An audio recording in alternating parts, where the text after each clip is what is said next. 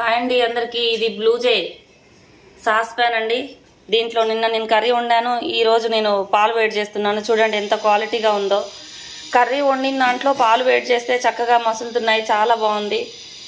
మనము యాక్చువల్గా ఇంట్లో వండుకునే పాత్రలలో కర్రీ వండిన దాంట్లో పాలు వేడి చెయ్యము, అలా చేస్తే పగిలిపోతాయి. కానీ మన బ్లూజే పాత్రలో మాత్రము కర్రీ వండినా కూడా పాలు వేడి చేస్తే చాలా చక్కగా ఉన్నాయి. మీరే చూస్తున్నారు, చాలా చక్కగా మసులుతున్నాయి, చాలా బాగున్నాయి.